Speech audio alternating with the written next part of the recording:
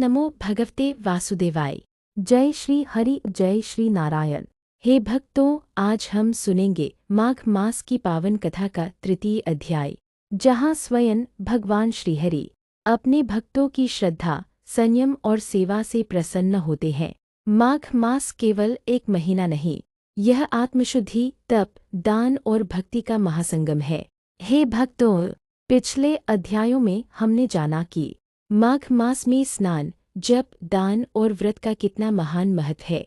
तीसरे अध्याय में हमें यह शिक्षा मिलती है कि केवल कर्म नहीं, बल्कि भाव, संयम और सेवा भगवान को अत्यंत प्रिय है। प्राचीन काल की बात है, एक नगर में एक निर्धन ब्राह्मण रहता था। उसके पास न धन था न वैभव, परंतु उसके हृदय में भगवान विष्णु के प्रति अपार श्रद्धा और प्रेम था। माघ मास आते ही वह प्रतिदिन प्रातः ब्रह्म मुहूर्त में उठता, शीतल जल से स्नान करता और गंगाजल न मिलने पर श्रद्धा से साधारण जल को ही गंगा मानकर भगवान का स्मरण करता।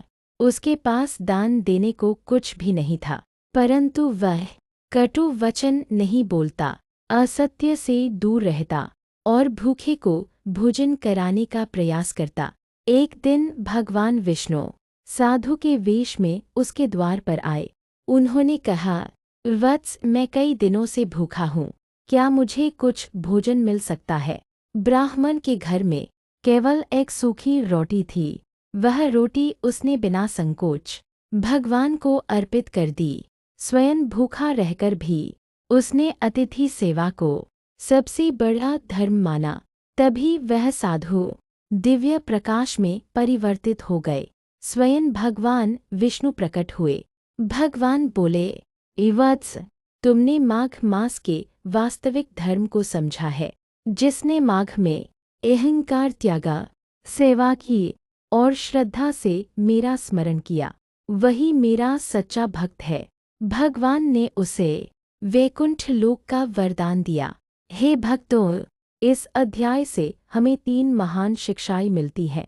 भाव प्रधान है, माघ मास में बड़े दान से अधिक शुद्ध मन और सच्ची श्रद्धा भगवान को प्रिय है। अतिथि सेवा ही ईश्वर सेवा है। जो भूखे को भोजन देता है, वह स्वयं नारायण को अर्पण करता है। संयम और सत्य, माघ मास में क्रोध, अहंकार, निंदा और असत्य से दूर रहना सबसे बड़ा व्रत है।